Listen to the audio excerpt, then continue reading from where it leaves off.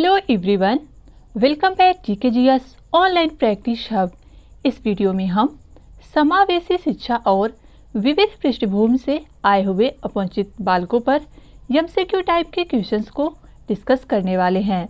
यह video CTET, UPTET, super TET, DSSB, REET, MPTET आदि exams के लिए हेल्पफुल होगा, तो वीडियो को पूरा देखिएगा और आप भी हमारे साथ इन क्वेश्चंस का आंसर देने का प्रयास करिए। चलिए क्वेश्चन स्टार्ट करते हैं। आज का पहला क्वेश्चन है, समावेशित विद्यालय योजना के संदर्भ में कौन सा कथन गलत है। यहाँ पे गलत कथन हमें चूज करना है। ऑप्शंस है ए, समानता की भावना का विकास, बी, धनात्मक आत्मसम्मान का विकास, सी, विशेष आवश्यकता वाले विद्यार्थियों में आत्महीनता की भावना का विकास, डी, विशेष बालकों के नैतिक आचरण को उठाना। इसमें समावेशित विद्यालय योजना के तहत कौन सा कथन गलत है। सही विकल्प हो जाएगा ऑप्शन सी, विद्यार्थियों में आत्महीनता की भावना का विकास नहीं करना चाहिए। समावेशित विद्यालय योजना के तहत विद्यार्थियों को शिक्षा के लिए समान अवसर देना चाहिए, विद्यार्थियों में समानता की भावना का विकास करना चाहिए, उनमें आत्मसम्मान की भावना का विकास करना चाहिए और उनके अंदर नैतिकता और व्यक्तित्व का निर्माण करने की योजना यानी भावना विकसित करनी चाहिए। उनमें कहीं भी आत्महीनता की भावना का विकास नहीं करना चाहिए। चलते हैं नेक्स्ट क्वेश्चन पर। अगला क्वेश्चन है, निम्नलिखित में से कौन सा विशिष्ट बालकों का प्रकार नहीं माना जाता है। ऑप्शन देख लेते हैं। ए, धीमी गति से सीखने वाले, बी, सृजनशील बालक, सी, शारीरिक रूप से विकलांग, डी, साधन संपन्न बालक।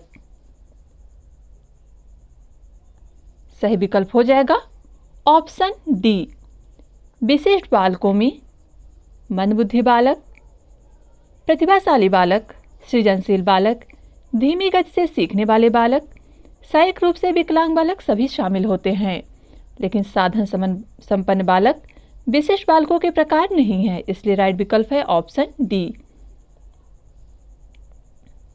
नेक्स्ट क्वेश्चन पर चलते हैं। अगला क्वेश्चन है, समाजार्थिक यानी समाज और आर्थिक मुद्दों से जूझ रहे उन बच्चों को जिनकी प्रतिभा प्रभावित हो सकती है को सहायता करता है। यानी जो बच्चे सामाजिक और आर्थिक मुद्दों से जूझ रहे हैं उनकी प्रतिभा को प्रभावित किस कारण से सामने नहीं आ पाती है। ऑप्शंस देख लेते हैं। स्व अधिगम मॉडल, बी, विभेदित निर्देश, सी, पाठचर्या का विस्तार, डी, संज्ञानात्मक वर्गीकरण। सही विकल्प हो जाएगा ऑप्शन ए, स्व अधिगम मॉडल। स्व अधिगम मॉडल ऐसे बच्चों के लिए सहायक होता है जिसकी प्रतिभा सामाजिक एवं आर्थिक स्थिति के कारण सामने नहीं आ पाती। उनके लिए स्व अधिगम मॉडल सहायता प्रदान करता है। नेक्स्ट क्वेश्चन, एक शिक्षक को स्कूल में प्रथम बार आए विशेष आवश्यकता वाले बच्चे के साथ क्या करना चाहिए। ऑप्शन देख लीजिए। ए, उसके विशेष आवश्यकता के अनुसार जाने की सलाह विशेष स्कूल में, यानी उसके जो आवश्यकता है उसके अनुसार उसे विशेष स्कूल में जाने की सलाह देनी चाहिए। बी, अन्य बच्चों से अलग करना चाहिए। सी, बच्चे के अभिभावक से सहयोगी योजना की चर्चा करनी चाहिए। डी, बच्चे की विशेष आवश्यकता के स्तर की जांच के लिए प्रवेश परीक्षा लेनी चाहिए। सही विकल्प हो जाएगा ऑप्शन सी। यदि कोई बालक पहली बार जो कि विशेष आवश्यकता वाला है अगर वो विद्यालय में आता है तो एक शिक्षक को उनके अभिभावक से बालक के सामाजिक स्थिति का पता लगाना चाहिए, जिससे उसके उस बालक के व्यक्तित्व का परीक्षण किया जा सके और अधिगम को सुचारू रूप से संचालित किया जा सके। चलते हैं नेक्स्ट क्वेश्चन पर। अगला क्वेश्चन है RTE right to education act 2009 के अनुसार प्राथमिक विद्यालयों में शिक्षकों को प्रति सप्ताह कुल कितने घंटे की योजना बनाकर कार्य करना है? सही विकल्प हो जाएगा ऑप्शन बी। आरटीई एक्ट 2009 के अनुसार प्राथमिक विद्यालयों में शिक्षकों को प्रति सप्ताह कुल 45 घंटे कार्य योजना बनाकर कार्य करना होता है। चलते हैं अगले क्वेश्चन पर। अगला क्वेश्चन है एक 40 मिनट की कक्षा में सभी विद्यार्थियों व मुख्य विशेष आवश्यकता वाले विद्यार्थियों की मांग पूरा करते हुए आप किस प्रकार पढ़ाएंगे? यदि आप कहीं पर शिक्षण कार्य कर रहे हैं, आपके पास 40 मिनट का समय है, तो आप विशेष आवश्यकता वाले विद्यार्थियों की मांग को पूरा करते हुए किस प्रकार उनको पढ़ाएंगे? यानी एक समावेशी कक्षा है जिसमें सामान्य और विशिष्ट बालक दोनों ही हैं। अब आप उस क्लास को कैसे मैनेज करते हैं? ऑप्शन देखते हैं। ए, व्यक्तित्व पर ध्यान देकर। बी, कक्षा में समांगी समूह बनाकर। सी, सभी विद्यार्थियों के लिए क्रियाकलाप आयोजित कराकर परंतु विशेष आवश्यकता वाले विद्यार्थियों पर ध्यान केंद्रित करते हुए। डी, कक्षा के किसी योग्य विद्यार्थी को जिम्मेदारी सौंपते हुए। कौन सा विकल्प सही होगा? आंसर दें आप। सही विकल्प हो जाएगा ऑप्शन सी, सभी विद्यार्थियों के लिए क्रियाकलाप आयोजित कराकर परंतु विशेष आवश्यकता वाले विद्यार्थियों पर ध्यान केंद्रित करते हुए शिक्षक को शिक्षण कार्य कराना चाहिए।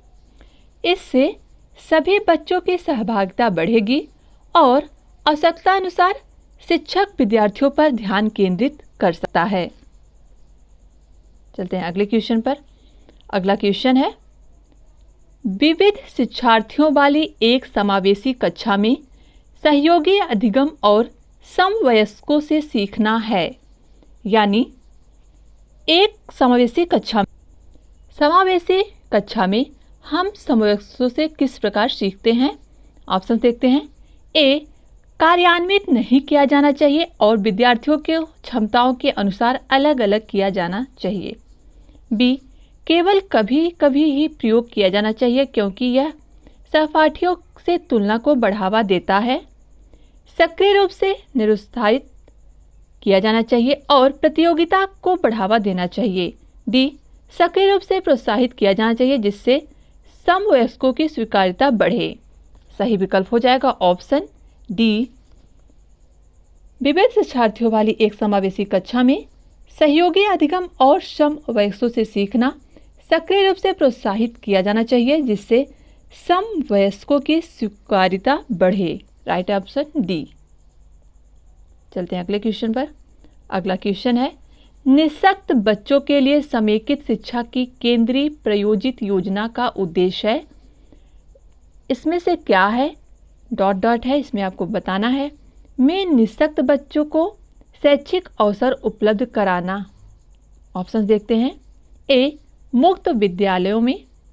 बी, ब्लाइंड रिलीफ एसोसिएशन के विद्यालयों में। सी, नियमित विद्यालयों में। डी, विशेष विद्यालयों में। इस क्वेश्चन का आंसर दीजिए आप सभी।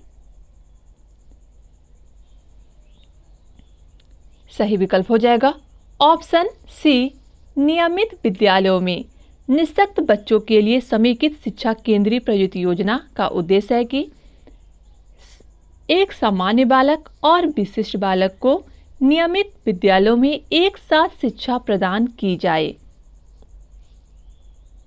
अगला क्वेश्चन, शिक्षा का अधिकार अधिनियम यानी आरटीई एक्ट 2009 के क्रियान्वयन के बाद कक्षा कक्ष है। ऑप्शन देख लेते हैं। ए, जेंडर के अनुसार अधिक समझाती है। बी, आयु के अनुसार अधिक समझाती है। सी, आयु के अनुसार अधिक विसमझाती है। डी, अप्रभावित है क्योंकि शिक्षा का अधिकार विद्यालय में कक्षा की औसत आयु को प्रभावित नहीं करता। सही विकल्प हो जाएगा ऑप्शन बी, आयु के अनुसार अधिक समझाती है। शिक्षा का अधिकार अधिनियम 2009 के अनुसार 6 से 14 वर्ष के बालकों को निःशुल्क एवं अनिवार्य शिक्षा प्राप्त करने का प्रावधान किया गया है। अतः इस अधिनियम के द्वारा कक्षा कक्ष आयु के अनुसार अधिक समझातीय हो जाएगा। चलते हैं अगले क्वेश्चन पर। अगला क्वेश्चन है, एक शिक्षिका की कक्षा में कुछ शारीरिक विकलांगता वाले बच्चे हैं, यानी दिव्यांगजन बच्चे हैं। निम्नलिखित में से उसके लिए क्या कहना उचित होगा? ऑप्शन देख लेते हैं। ए, पोलियोग्रस्त बच्चे अब एक गाना प्रस्तुत करेंगे, यानी हम विकलांगता वाले बच्चे को क्या कहेंगे? बी है, पहिया कुर्सी वाले बच्चे हाल में जाने के लिए अपने समवयस्क साथी बच्चों से मदद ले सकते हैं। सी, शारीरिक रूप से असुविधाग्रस्त बच्चे कक्षा में ही कोई वैकल्पिक गतिविधि कर सकते हैं। डी, मोहन खेल के मैदान में जाने के लिए आप अपनी बैसाखियों का प्रयोग क्यों नहीं करते? इसका सही विकल्प हो ऑप्शन सी। एक शिक्षिका की कक्षा में कुछ शारीरिक विकलांगता वाले बच्चे हैं तो शिक्षिका उनके लिए यह कह सकती है कि शारीरिक रूप से असुविधाग्रस्त बच्चे कक्षा में कोई वैकल्पिक गतिविधि कर सकते हैं। Next question. अगला क्वेश्चन है, एक समावेशी विद्यालय के अतिरिक्त निम्नलिखित प्रश्नों पर मनन करता है। इसमें आपको बताना है एक समावेशी विद्यालय इसके अतिरिक्त किस पर ज्यादा फोकस नहीं करता है। ऑप्शन है, ए, क्या हम अधिगम योग्य परिवेश की योजना बनाने और उसे प्रदान करने के लिए समूह में कार्य करें? ये तो बिल्कुल सही है। समावेशी शिक्षा में समूह में कार्य करने पर बल दिया जाता है ताकि सभी में समता की भावना विकसित हो। बी है, क्या हम विशेष बालक को बेहतर देखभाल उपलब्ध कराने के लिए उचित तरीके से उन्हें अलग करते हैं? ये गलत है। सी, क्या हम शिक्षार्थियों की विविध आवश्यकता को पूरा करने के लिए युक्तियां अपनाते हैं? ये भी सही है। हम समावेशी कक्षा में यदि कोई बालक किसी कार्य करने के लिए अच्छा में है तो हम कोई न कोई उसके लिए युक्तियां अपनाते हैं ताकि वह कार्य वो कर सके। अगला है, क्या हम यह विश्वास करते हैं कि सभी शिक्षार्थी सीख सकते हैं? ये भी सही है, यानी ऑप्शन डी, सी और ये सही है। इसमें से किसको मनन करता है यानी मना करता है? ऑप्शन बी इसका सही विकल्प हो जाएगा। ऑप्शन बी, एक समावेशी कक्षा विशेष बालक को बेहतर देखभाल और बेहतर शिक्षा सुविधा आदि उपलब्ध कराते हैं ताकि वह अलग दिखें, ऐसा नहीं है, बल्कि उनके आवश्यकताओं को पूरा करते हुए उन्हें सामान्य बालकों के साथ शिक्षा प्रदान करने का कार्य समावेशी शिक्षा में की जाती है। इसलिए ऑप्शन बी सही होगा इस क्वेश्चन के अकॉर्डिंग। चलते हैं नेक्स्ट क्वेश्चन पर। अगला क्वेश्चन है, एकल अभिभावक वाले बच्चे पढ़ाते समय शिक्षकों को, ऑप्शन देखते हैं। ए, स्थिर और एकरूप वातावरण उपलब्ध कराना चाहिए, ये तो सही है। बी, इस तथ्य को अनदेखा करना चाहिए और ऐसे बच्चे के साथ अन्य बच्चों के समान व्यवहार करना चाहिए। इस प्रकार के बच्चे के साथ भिन्न प्रकार से व्यवहार करना चाहिए। डी, ऐसे बच्चे को कम गृह कार्य देना चाहिए। सही विकल्प हो जाएगा ऑप्शन बी। एकल अभिभावक वाले बच्चे को पढ़ाते समय शिक्षक को इस तथ्य को अनदेखा करना चाहिए और ऐसे बच्चों के साथ समान व्यवहार करना चाहिए क्योंकि एकल अभिभावक उनकी योग्यता, क्षमता या बुद्धि पर कोई प्रभाव नहीं पड़ता। ऑप्शन बी राइट होगा। नेक्स्ट क्वेश्चन, समावेशी शिक्षा उस विद्यालय शिक्षा व्यवस्था की ओर संकेत करती है जो, ऑप्शन देखिए। ए, विशेष आवश्यकता वाले बच्चों को विशिष्ट विद्यालयों के माध्यम से शिक्षा देने को प्रोत्साहित करती है। बी, केवल बालिका शिक्षा को बढ़ावा देने की आवश्यकता पर बल देती है। सी, जो सभी निर्णय बच्चों को शामिल करती है। डी, जो उनकी शारीरिक, बौद्धिक, सामाजिक, भाषिक और अन्य विभिन्न योग्यता स्थितियों को ध्यान में रखे बगैर बच्चों को शामिल करती है। इस क्वेश्चन का सही विकल्प हो जाएगा ऑप्शन डी, एक समावेशी कक्षा। एक बालक के शारीरिक, बौद्धिक और सामाजिक, भाषिक अन्य विभिन्न प्रकार की जो विभिन्नताएं हैं उनको ध्यान रखे बगैर समान बच्चों के साथ शिक्षा प्रदान करने का कार्य करती है। चलते हैं नेक्स्ट क्वेश्चन पर। अगला क्वेश्चन है, जिन विद्यालयों में समेकित शिक्षा दी जाती है उसके शिक्षकों को किस क्षेत्र में विशेष रूप से प्रशिक्षित होना चाहिए या करना चाहिए? ऑप्शन देख लेते हैं। ए, विशेष आवश्यकता वाले बच्चों की पहचान और शिक्षण। बी, व्याख्यान विधि द्वारा शिक्षण। सी, क्रियात्मक के साथ शिक्षण। और डी, उपरोक्त में से कोई नहीं। समेकित शिक्षा जिन विद्यालयों में प्रदान की जाती है उनके शिक्षकों को विशेष रूप से विशिष्ट आवश्यकता वाले बच्चों की पहचान और शिक्षण विधियों के लिए प्रशिक्षित करना चाहिए। ऑप्शन ए सही है। चलते हैं नेक्स्ट क्वेश्चन पर।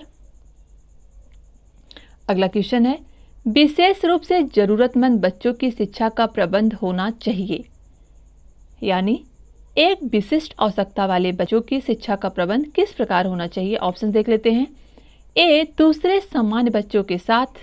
बी, विशेष विद्यालयों में विशेष बच्चों के लिए विकसित विधियों द्वारा। सी, विशेष विद्यालयों में। डी, विशेष विद्यालयों में विशेष शिक्षकों द्वारा। सही विकल्प हो जाएगा ऑप्शन ए, विशेष रूप से जरूरतमंद बालकों की शिक्षा दूसरे सामान्य बच्चों के साथ ही देनी चाहिए, यही होता है समावेशी शिक्षा। चलते हैं अगले क्वेश्चन पर।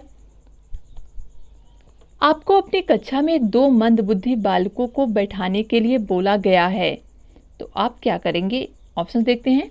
ए, उन्हें अपने विद्यार्थियों के रूप में ग्रहण करने से इनकार करेंगे। बी, प्रधानाध्यापक को उन्हें किसी और कक्ष में मंदबुद्धि बालकों के लिए विशेष रूप से चिन्हित है में बैठाने के लिए बोलेंगे। ऐसे विद्यार्थियों को सिखाने की तकनीक सीखेंगे। डी, उपरोक्त में से कोई नहीं। सही विकल्प हो जाएगा ऑप्शन सी, यदि अपनी कक्षा में 2 मंदबुद्धि बच्चों को बैठाने के लिए कहा जाता है तो हम उनको स्वीकार करेंगे और उनको हम सिखाने के लिए नवीन विधियों यानी नवीन शिक्षण विधियों को सीखेंगे जो उनकी आवश्यकता अनुरूप हो। चलते हैं नेक्स्ट क्वेश्चन पर। अगला क्वेश्चन है, समन्वित शिक्षा की सफलता निर्भर करती है। ऑप्शन देख लेते हैं। समुदाय के समर्थन पर, पाठ्य पुस्तकों की उत्कृष्टता पर। सी, शिक्षण अधिगम वस्तु की गुणवत्ता पर। डी, शिक्षकों में अभिवृत्तिगत परिवर्तन पर।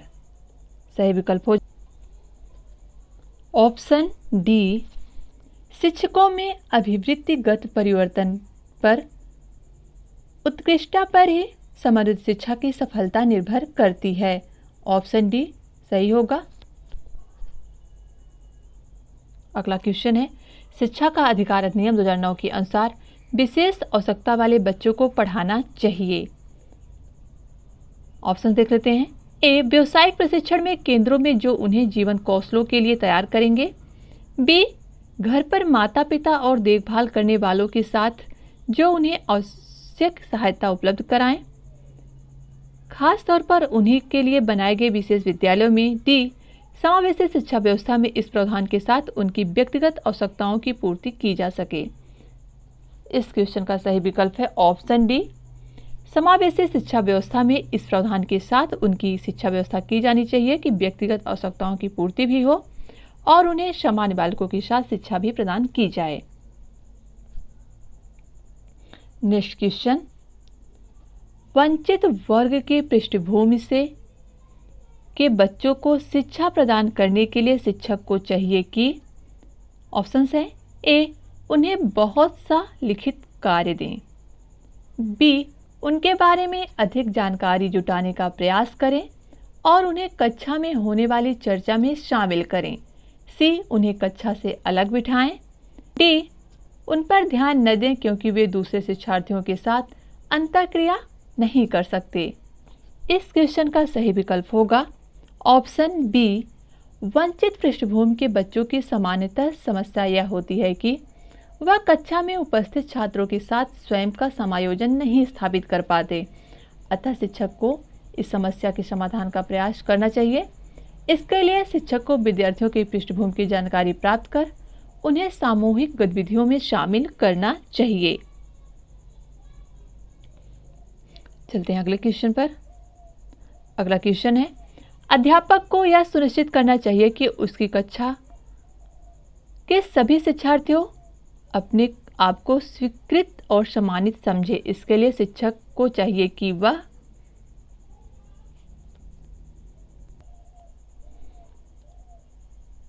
ऑप्शन देख लेते हैं। एक, कड़े नियम बनाए और जो बच्चे उनका पालन न कर सके उन्हें दंड दें। बी, वंचित पृष्ठभूमि से आने वाले बच्चों का तिरस्कार करें ताकि वे अनुभव करें कि वह उन्हें कठोर परिश्रम करना है। सी, उन शिक्षार्थियों का पता लगाएं जो अच्छी अंग्रेजी बोल सकते हों और संपन्न घरों से हों तथा उन्हें आदर्श रूप में प्रस्तुत करें। डी, अपने शिक्षार्थियों की सामाजिक और सांस्कृतिक पृष्ठभूमि की जानकारी प्राप्त कर कक्षा में विविध मतों को प्रोत्साहित करें। सही विकल्प हो जाएगा ऑप्शन डी राइट है। सभी विद्यार्थियों को अपने आप को स्वीकृति और सम्मानित समझें। इसके लिए अध्यापक को सभी विद्यार्थियों की सामाजिक और सांस्कृतिक पृष्ठभूमि की जानकारी होनी चाहिए, जिससे बालक के आंतरिक भाव को समझ सके और बालकों के अनुरूप शिक्षण कार्य संचालित की जा सके। अगला क्वेश्चन, एक समावेशी कक्षा में किसी शिक्षिका की सबसे महत्वपूर्ण भूमिका है। ऑप्शंस देख लेते हैं। यह सुनिश्चित करना कि शिक्षिका कक्षा को मानक निर्देश दे रही है। बी, बच्चे के माता पिता के व्यवसाय को जानना ताकि शिक्षक का प्रत्येक बच्चे को भावी व्यवसाय को जान सके। सी, सुनिश्चित करना कि प्रत्येक बच्चे को अपनी संभावना को प्राप्त करने का अवसर मिले। डी, कक्षा के लिए ऐसी योजना बनाना कि प्रत्येक बच्चा समान गति से आगे बढ़े। सही विकल्प हो जाएगा ऑप्शन डी। एक समावेशी कक्षा में किसी शिक्षिका की सबसे महत्वपूर्ण भूमिका यह होती है कि कक्षा के लिए ऐसी योजना बनाना कि प्रत्येक बच्चा समान गति से आगे बढ़े। नेक्स्ट क्वेश्चन, एक अध्यापिका समाज के वंचित वर्गों से आए बच्चों की आवश्यकताओं के प्रति प्रभावशाली तरीके से प्रतिक्रिया निम्नलिखित द्वारा कर सकती है। ऑप्शन देख लेते हैं। ए, अन्य बच्चों को वंचित वर्गों से आए बच्चों के साथ सहयोग करने के लिए कहना तथा विद्यालय के तरीकों को सीखने में उनकी सहायता करना। अगला विकल्प है बी, विद्यालय व्यवस्था एवं स्वयं के उन तौर तरीकों के बारे में विचार करना जिनसे पक्षपात और रूढ़िबद्धताएं झलकती हैं। सी, उनके प्रताड़ित होने के अवसरों को कम करने के लिए यह सुनिश्चित करना कि बच्चे आपस में अन्योन्य क्रिया करने का मौका न पाएं। डी, वंचित वर्ग से आए बच्चों को विद्यालय के नियमों एवं उनकी अपेक्षाओं के प्रति संवेदनशीलता बनाना ताकि उनका अनुपालन करें। इसका क्या सही आंसर होगा? काफी क्वेश्चन बड़ा है ये। सही विकल्प हो जाएगा ऑप्शन ए, अन्य बच्चों को वंचित वर्ग से आए बच्चों के साथ सहयोग करने के लिए कहना तथा विद्यालय के तरीकों को सीखने के लिए उनकी सहायता करने के लिए कहना। चलते हैं नेक्स्ट क्वेश्चन पर। शिक्षार्थियों को सबसे कम प्रतिबंधित विद्यालय वातावरण में रखने का माध्यम से विद्यालय। ऑप्शन देख लेते हैं।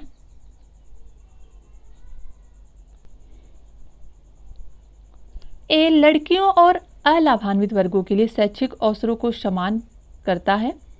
बी, वंचित वर्गों के बच्चों के जीवन को सामान्य करता है जो इन बच्चों के समुदाय और अभिभावकों के साथ विद्यालय के संबंध को बढ़ा रहा है।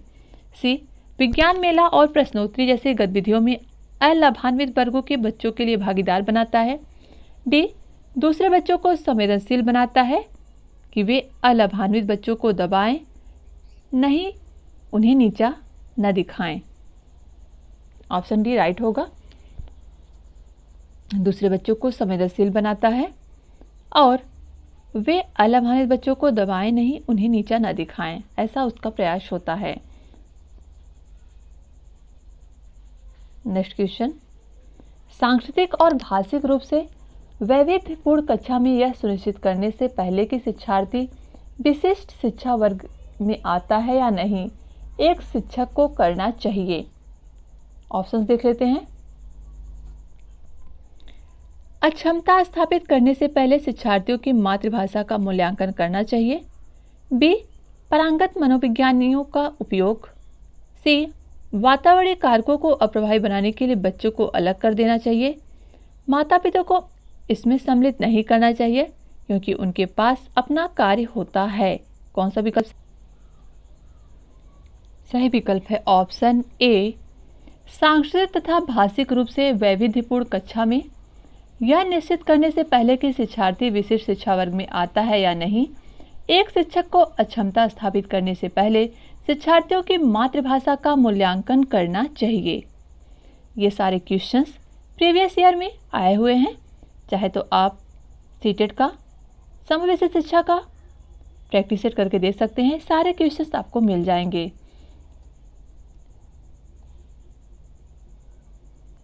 अगला क्वेश्चन है, विशेष शिक्षा संबंधित है। ऑप्शंस देख लेते हैं। मेधावी छात्र के लिए शिक्षा से। बी, कम योग्य छात्रों के लिए शैक्षिक कार्यक्रम से। सी, शिक्षकों के लिए प्रशिक्षण कार्यक्रम से। डी, पिछड़ी बुद्धि के छात्रों के लिए प्रशिक्षण कार्यक्रम से।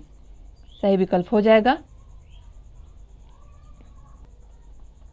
ऑप्शन बी, विशेष शिक्षा ऐसे छात्रों को दी जाती है जो बालकों यानी बौद्धिक क्षमता से कम होते हैं ताकि अतिरिक्त सहायता से वे समान बच्चों की तरह अपना अधिगम कार्य कर सकें। अगला क्वेश्चन है, निम्नलिखित में से किन विद्यार्थियों को अध्यापक के ध्यान की आवश्यकता होती है? ऑप्शन देख लेते हैं। ए, अंतर्मुखी। बी, मंदबुद्धि से सीखने वाला। सी, प्रतिभाशाली। डी, उपरोक्त सभी। सही विकल्प हो जाएगा ऑप्शन डी, अंतर्मुखी, मंदबुद्धि से सीखने वाला और प्रतिभाशाली सभी बच्चों को अध्यापक के ध्यान की आवश्यकता होती है। चलते हैं अगले क्वेश्चन पर। शिक्षा का अधिकार अधिनियम 2009 के क्रियान्वयन के बाद कक्षा कक्ष है। ये क्वेश्चन हो गया है। इसका आंसर आप कमेंट बॉक्स में दीजिएगा। वीडियो आपको कैसा लगा कमेंट सेक्शन में लिखकर हमें जरूर बताएं। चलिए मिलते हैं नेक्स्ट वीडियो में।